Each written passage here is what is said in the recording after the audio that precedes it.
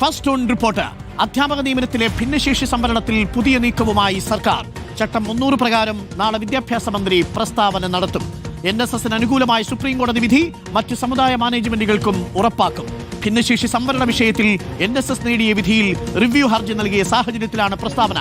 വിവരങ്ങളുമായി ഋഷിപാലും ഗോപാൽ ശിലാസനലുമുണ്ട്. വളരെ പ്രധാനപ്പെട്ട വാർത്തയാണ് first on report. Reporter big breaking. Rishipal, ക്രൈസ്തവ സഭകളുടെ കടുത്ത സമ്മർദ്ദമുണ്ടായിരുന്നു. ഭിന്നശേഷി നിയമനവുമായി ബന്ധപ്പെട്ട വിഷയത്തിൽ NSSന് കൊടുത്ത അതേ ആനുകൂല്യം മറ്റു സഭകൾക്കും വേണമെന്നുള്ളതായിരുന്നു ആവശ്യം. എന്നാൽ കോടതിയിൽ ഒരു സത്യവാങ്മൂലം സമർപ്പിച്ചു. ഈ വിഷയത്തിൽ സഭയ്ക്ക് അനുകൂലമായിട്ടാണെങ്കിലും കോടതി വിധി വരാൻ സമയമെടുക്കുന്നത് സഭകളെ ചൊടിപ്പിച്ചിരുന്നു. ഇതിൽ സർക്കാർ ഒന്നും ചെയ്യുന്നില്ല എന്ന ആക്ഷേപത്തെ തുടർന്നാണോ ഇപ്പോൾ സമ്മർദ്ദം ശക്തമാക്കിയ സാഹചര്യത്തിൽ സർക്കാർ ഹൈക്കോടതിയിലേക്ക് പോകുന്നതോടൊപ്പം തന്നെ ചട്ടം 300 പ്രകാരമുള്ള പ്രസ്താവന നടത്താൻ പോകുന്നത്? ക്രൈസ്തവ സഭകൾ ഉയർത്തിയ ആവശ്യം പരിഹരിക്കപ്പെടുകയാണോ? അരുൺകുമാർ, കഴിഞ്ഞ ദിവസം നമുക്കറിയാം സെക്രട്ടേറിയറ്റിന് മുന്നിൽ ക്രൈസ്തവ സംഘടനകൾ ഉൾപ്പെടെ വിവിധ സമുദായ സംഘടനകൾ ഭിന്നശേഷി നിയമനവുമായി ബന്ധപ്പെട്ട സമരം നടത്തിയത് ആണ്. അത്തരമൊരു സമരത്തിലേക്ക് ഈ സംഘടനകൾ, സമുദായ സംഘടനകളൊക്കെ എത്തിച്ചൊരു സാഹചര്യമുണ്ട്. അതിൽ പക്ഷേ ഒരു തുറന്ന സമീപനം സംസ്ഥാന സർക്കാരിനുണ്ടായിരുന്നു. അതിപ്പോൾ നിയമസഭയ്ക്ക് അകത്തേക്ക് എത്തുകയാണ്. ഏറ്റവും നിർണായകമായ നീക്കം തന്നെയാണ് സംസ്ഥാന സർക്കാർ എടുക്കുന്നത്. വിദ്യാഭ്യാസ മന്ത്രി വി ശിവൻകുട്ടി നാളെ ചട്ടം 300 പ്രകാരം സഭയ്ക്കകത്ത് ഇത് സംബന്ധിച്ച കാര്യങ്ങൾ വിശദീകരിക്കും. ഇതിൽ സുപ്രീം കോടതിയിലേക്ക് അവിടെ റിവ്യൂ ഹർജി എത്തിയ ഒരു സാഹചര്യത്തിൽ സർക്കാരിന് കുറെ പ്രതിസന്ധികളുണ്ട്. ഇത് നടപ്പിലാക്കുന്നതുമായി ബന്ധപ്പെട്ട വലിയ പ്രതിബന്ധങ്ങൾ സർക്കാരിന് മുന്നിലുണ്ട്. ഈ സാഹചര്യത്തിൽ കൂടിയാണ് സർക്കാർ കാര്യങ്ങൾ വിശദീകരിക്കുന്നത്. ഇതിൽ സമുദായ സംഘടനകൾക്ക് അനുകൂല ക്രൈസ്തവ സഭകളടക്കമുള്ള സമുദായ സംഘടനകൾക്ക് അനുകൂലമായ നിലപാട് തന്നെയാണ്. NSSന് ലഭിച്ച ആനുകൂല്യങ്ങൾ അത് മറ്റ് മാനേജ്മെന്റുകൾക്കും മറ്റ് സമുദായ സംഘടനകളുടെ കീഴിലുള്ള മാനേജ്മെന്റുകൾക്കും ലഭിക്കണമെന്ന സമീപനത്തിലേക്ക് സർക്കാർ എത്തുന്നു. ആ നിലപാടിലേക്ക് സർക്കാർ എത്തുന്നു. അത് തെരഞ്ഞെടുപ്പ് ഘട്ടമാണ്. ഏതാണ്ട് 1.5 മാസത്തിനപ്പുറത്തേക്ക് സംസ്ഥാനത്തെ ഏറ്റവും പ്രധാനപ്പെട്ട വിധി വരുന്നു. അത് നിർണായക തെരഞ്ഞെടുപ്പ് രാഷ്ട്രീയം നിർണായകമായ ഈ ഘട്ടത്തിൽ സർക്കാർ ഏറ്റവും നിർണായക നീക്കം നടത്തുകയാണ്. അരുൺകുമാർ, നാളെ ഇന്ന് ഏറ്റവും പ്രധാനപ്പെട്ട ചില തീരുമാനങ്ങൾ എടുത്തതിന് പിന്നാലെയാണ് ഇങ്ങനെയൊരു തീരുമാനത്തിലേക്ക് സർക്കാർ എത്തുന്നത്. ഏതായാലും വി ശിവൻകുട്ടി നാളെ ചട്ടം 300 പ്രകാരം നിയമസഭയിൽ നടത്തുന്ന പ്രസംഗം ഏറ്റവും പ്രധാനപ്പെട്ടതാണ്.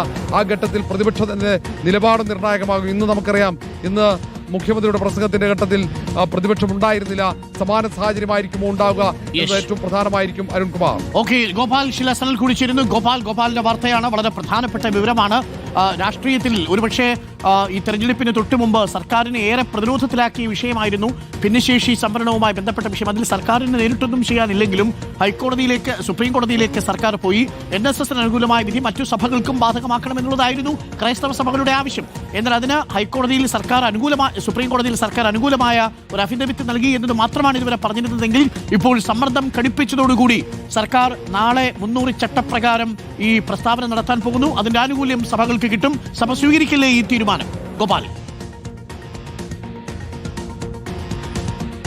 തീർച്ചയായിട്ടും ഈ ഘട്ടത്തിൽ തദ്ദേശ തെരഞ്ഞെടുപ്പിൽ ഉണ്ടായ തിരിച്ചടി ആവർത്തിച്ചേക്കും എന്ന സൂചന, അത് സഭയും സാമുദായിക സംഘടനകളും തിരിഞ്ഞു നിൽക്കുകയാണ് എന്ന സൂചനയാണ് കഴിഞ്ഞ ദിവസം സെക്രട്ടേറിയറ്റ് മുൻപിൽ നടന്ന ബഹുജന സമരത്തിൽ കണ്ടത്. ആ സമരത്തിന്റെ പശ്ചാത്തലത്തിലാണ് ഇത്തരത്തിലേക്കൊരു തീരുമാനത്തിലേക്ക് സർക്കാർ പോയതെന്ന് യാതൊരു സംശയവുമില്ല. കാരണം NSSന് അനുകൂലമായി ലഭിച്ച ഭിന്നശേഷി സംവരണവുമായി ബന്ധപ്പെട്ട വിധി അത് മറ്റെല്ലാ മാനേജ്മെന്റുകൾക്ക്, അതായത് ഏക മാനേജ്മെന്റ് അടക്കമുള്ള എല്ലാ മാനേജ്മെന്റുകൾക്കും ബാധകമാക്കണമെന്നായിരുന്നു സഭയുടെയും മറ്റ് സാമുദായിക സംഘടനകളുടെയും ആവശ്യം. ആ ആവശ്യം ഉന്നയിച്ചുകൊണ്ട് സർക്കാർ സുപ്രീം കോടതിയിൽ റിവ്യൂ ഹർജി നൽകുകയും ചെയ്തിട്ടുണ്ട്. അതിന്റെ അടുത്ത ഘട്ടത്തിലേക്ക് ഇപ്പോൾ കടക്കുന്നു. ഇതിൽ ഏറ്റവും പ്രധാനപ്പെട്ട കാര്യം, ഞങ്ങളുടെ നിലപാട് ഇതാണ്, അതായത് NSSനൊപ്പം മാത്രം നിൽക്കുന്ന നിലപാടല്ല, എല്ലാ സാമുദായിക സംഘടനകളെയും എല്ലാ മാനേജ്മെന്റുകളെയും ചേർത്ത് പിടിക്കുന്നതാണ് ഞങ്ങളുടെ നിലപാട് എന്നത് ഔദ്യോഗികമായി സർക്കാർ നിലപാടായി നിയമസഭയിൽ വിദ്യാഭ്യാസ മന്ത്രി വി ശിവൻകുട്ടി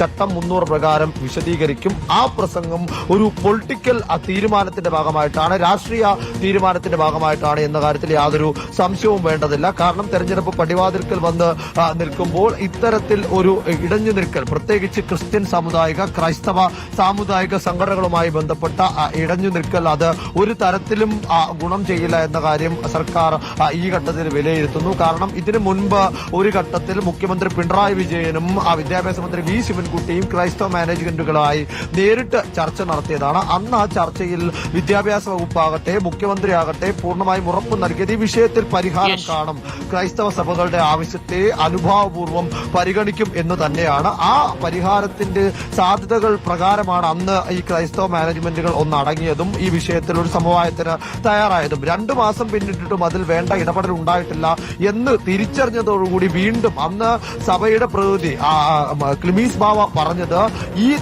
ഈ വിഷയത്തിൽ തീരുമാനമെടുത്തതിനു ശേഷം മാത്രമേ ഇടത് സർക്കാർ തെരഞ്ഞെടുപ്പിനെ കുറിച്ച് ചിന്തിക്കുക പോലും ചെയ്യാവൂ എന്ന കാര്യം. ആ വാക്കുകൾ സർക്കാരിനെ ചെറുതായിട്ടൊന്നുമല്ല ഉലച്ചിട്ടുള്ളത്. അതുകൊണ്ട് തന്നെ ഇത് ഏറെ നിർണായകമായിട്ടുള്ള ഏറെ രാഷ്ട്രീയപരമായിട്ടുള്ള തീരുമാനമാണ് എന്ന് കൂടി പറയേണ്ടിയിരിക്കുന്നു. ഗോപാൽ, വളരെ പ്രധാനപ്പെട്ട വിവരമാണ്. 4/3/2025 സുപ്രീം കോടതിയിൽ നിന്ന് NSS അനുകൂലമായ വിധി സമ്പാദിക്കുന്നത്. എന്തെന്ന് വെച്ചാൽ ആ വിധി പ്രകാരം ഭിന്നശേഷി സംവരണത്തിന് വേണ്ടി നീക്കിവെച്ചിരിക്കുന്ന സീറ്റുകളിൽ അർഹരായ ഉദ്യോഗാർത്ഥികൾ ഇല്ലാത്ത പക്ഷം ആ സീറ്റുകളിൽ മറ്റു നിയമനം നടത്താമെന്നുള്ളതായിരുന്നു അന്നത്തെ വിധി.